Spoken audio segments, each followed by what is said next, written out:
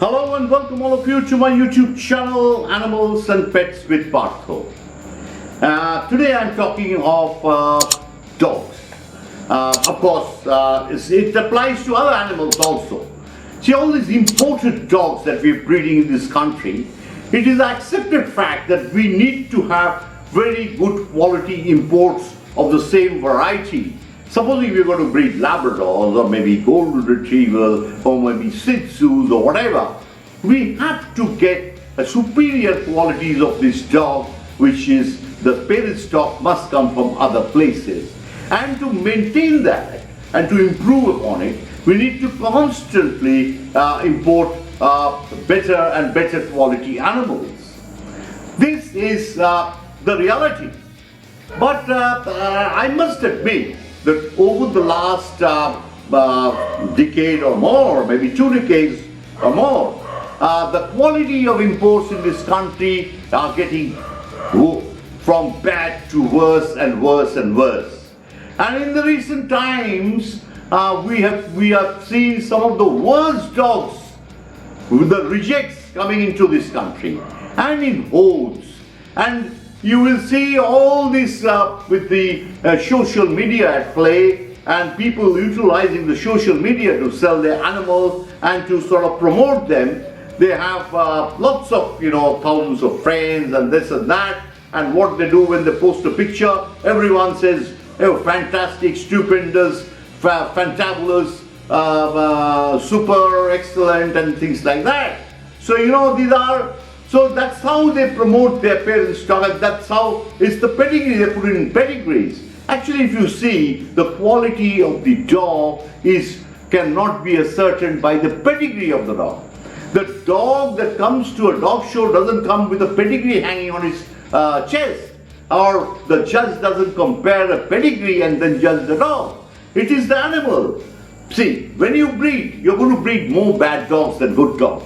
So with those from the best of pedigrees, you will have a lot of rejects and a lot of bad dogs. But what the reality is that people ignore that because the dog shows have lost meaning. Because the syndicate has been able to establish that any dog can win. It's a musical chair. And so he has, over these last 2 decades, most of the judges that have been produced or really approved by the syndicate, they're used to judging as if they're judging at a musical chair. So, dogs are going around and the chairs are there and you blow the whistle, the judge blows the whistle, whichever one occupies the chair wins. Like I'll tell you an example, one of the Indian judges approved by the syndicate, of course, his very close associate, he went to Australia to judge. And if you suffer, the people who are really followers of this, they will understand that I'm talking to them from reality, what has actually happened. But actually I'm not going to take names. So this judge went to Australia for one time and the last time. So what he did was, when he went there, class after class, his judging style was whichever dog, first round he would say faster, the second round he would say even faster, third round faster still.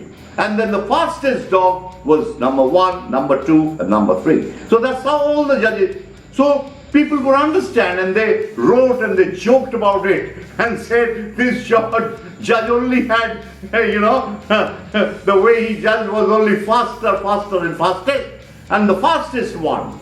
So what has happened is any dog could win. Actually, it's not our opinion.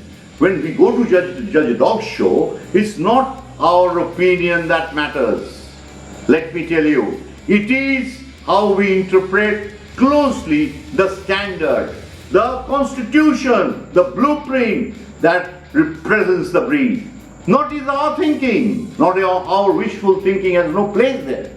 So supposing you are judging and you are judging well and you have a class, say you have 50 dogs in a class, in the breed, and of course a top class judge, see the best judges, if you put 10 judges to judge the same dog, I'm sure 8 or 9 of them would be putting in the more or less the same order. Maybe some people might not be able to interpret the standard as well. See, call it bad judging or call it inconsistent judging, that 1% or 5% is what keeps the dog game going. So there is an element where there can be a mistake, but 95% cannot be a mistake. Only 5% of the good judges come and they do the right choice. So what is established is the 95% that is more important than the 5%. So what happens, the good dogs do not come to dog shows. So which dogs come? Those who have arrangements with the syndicate and its judges. And and the good dogs, of course, once in a year or sometimes they may get an opportunity to show under a great judge. But they will not be able to sustain the interest because the good judges come by rarely. And what you get is the judges who are actually trained, means sort of tutored to come to this country to judge and place the dogs as told by the syndicate. Now see, the syndicate, well, this dog, this owner hasn't paid enough, so must lose. Last year he paid, he has won. This year, no payment, no.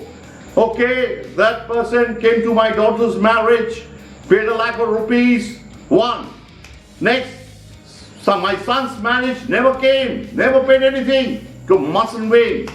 Then, second marriage of my son, I phoned several times, never came, should not win. So so these are the things that have been going on. So what has happened is, the reality is, people here know that any dog can win. So people who are now involved and bringing all these infos, they really don't bother what dogs, they may not even remember the breed they have brought in. I mean, I'm just joking, they may just, they bring the dog, but they really don't know the standard. Why did they buy that dog? And all these countries that are catering to it, they're making up cheap champions and they're pushing into India. They know there are a lot of fools here who will pay a lot of money and buy this dog. And not only we sell the dog, we send it with a handler. The handler is very well known. So when the handler goes, and these judges, the judges who go, we will tutor some judges, tell them, the handler, that's my handler, that's the dog, that must win. So, it's all happening. And everyone knows it's been happening under their nose. The corruption in the dog game has crept to every part. And the syndicate has been sort of completely destroyed the Indian dog game and the meaning of the dog. That's why you see all these other shows where the syndicate judges are not judging, they're getting so much of endorsements. So much of people are going there because at least these judges are not corrupt and they're going to place the dogs according to their merit, according to their knowledge. So time has come that we must have to rebuild, restructure the entire dog game in our country. We must, there are a lot of potential, a lot of very knowledgeable people, wonderful people, devoted and passionate people in the dog world of India. We need to identify them, we need to reward them, we need to bring them to the forefront, and we should give them the baton to carry this dog game forward.